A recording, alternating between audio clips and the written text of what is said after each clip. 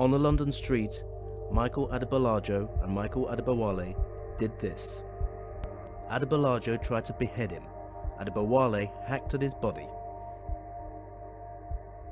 With the blood of his victim on his hands, Adebolajo tried to justify the atrocity. We must fight them as they fight us. An eye for an eye and a tooth for a tooth.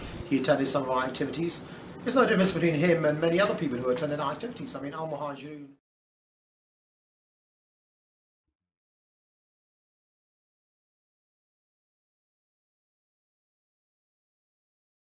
Adebolajo can be seen dressed in white, standing in a crowd of men outside Paddington Green Police Station. He's standing behind Anjem Choudary, who was then the leader of Al-Mujaroon, now a banned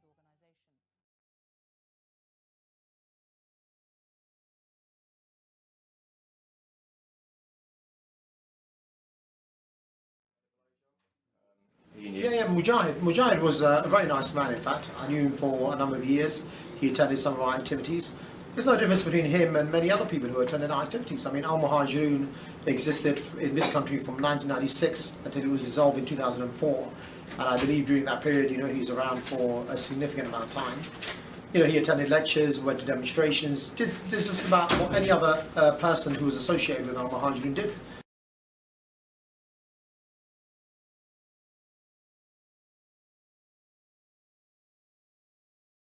He's a very nice man. I believe he's a family man. He's a very calm and non-violent man. I mean, even from the clip yesterday, you can see that he was concerned and apologizing to any women and children who were there.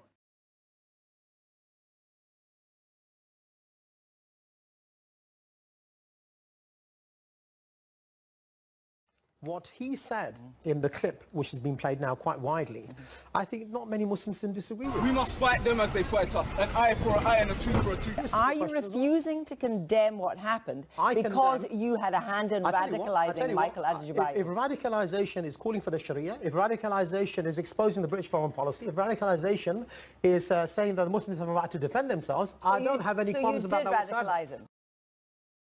No, I don't think that Michael Adebolajo, or however you pronounce his surname, as we know him, Mujahid, was saying, let me implement the Sharia. And then he went and got one British soldier and decapitated him. An eye for an eye and a tooth for a tooth. Is an eye for an eye and a tooth for a tooth. What he did with the British soldier is clear in what he said afterwards. He didn't say afterwards, I'm implementing the Sharia. An eye for an eye and a tooth for a tooth. Is an eye for an eye and a tooth for a tooth. It is the Qa'adiyya behind them that pushed them towards this act. Whilst they are sniggering in their homes, relaxing and sleeping in their beds, that they send the youth forth to their destruction. Between us, we decided that the soldier is the most fair target. Cool. Right, so in general, are you happy or sad about this attack? I don't think that it's allowed for Muslims to feel sorry for any non-Muslim who dies. As far as the action itself is concerned, I believe, personally, for me, that is not allowed because, I live under a covenant of security in this country. In return for the life and wealth of the Muslims being protected, I believe in the Islamic opinion that I adopt is, it's not allowed to target them. But that's not the only opinion. Yep. You see, I mean, we saw that on 7/7, we saw that on 9/11, we saw it on 3/11, we saw it on many occasions. And the fact and the reality is, which the British government, I think, know, and many people know,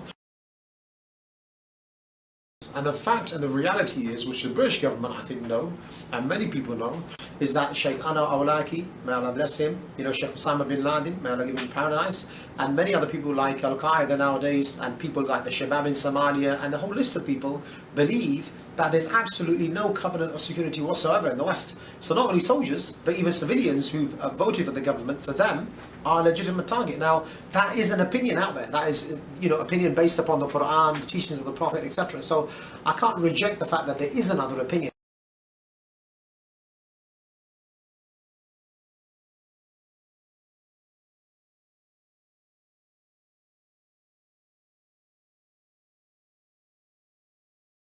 I don't think people were flying planes into buildings before 9/11, were they? No, but it was like nobody thinks to themselves, well, there's a plane, I think I'll just fly into the building.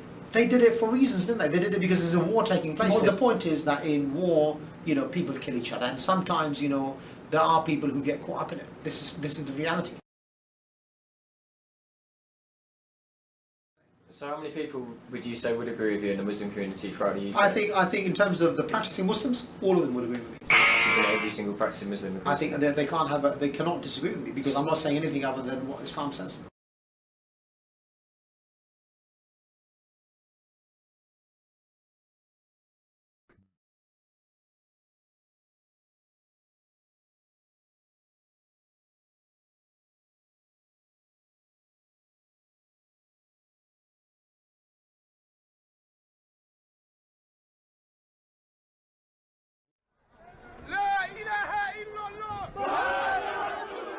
Between us, we decided that the soldier is the most fair target because he joins the army with kind of an understanding that your life is at risk when you join the army. But rather, he was apologising and explaining why what they had done, if it is true, is it linked with the foreign policy of the British government.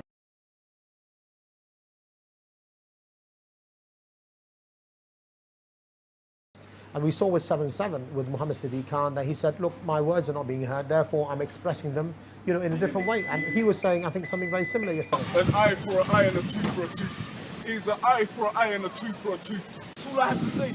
I mean, Allah's peace and blessings be upon Muhammad sallallahu alayhi wa sallam. The Qa'adiyya are the worst sect of the Khawarij. Why? The Qa'adiyya meaning that they are the inciters. They sit back and they incite others. Who do they incite? They incite the Shabab and the youth. So they send them out on rallies. And they call them to these acts of transgression and murder and killing. Then they sit back in their homes and they snigger and they scoff and they laugh at what their hands have done. So the youth go out and they waste their lives. They kill others and they destroy themselves. Whilst these individuals, these shayateen, sit in their homes inciting others to go out, the Qa'adiyya. The worst sect of the Khawarij. Kilabun Nar, as the Prophet ﷺ described them. The dogs of the hellfire. Do you forbid from me the mentioning of Anjem Choudary, the leader of this satanic sect that travels around Britain, who radicalized these two youth to commit this act that they don't even know what they have done?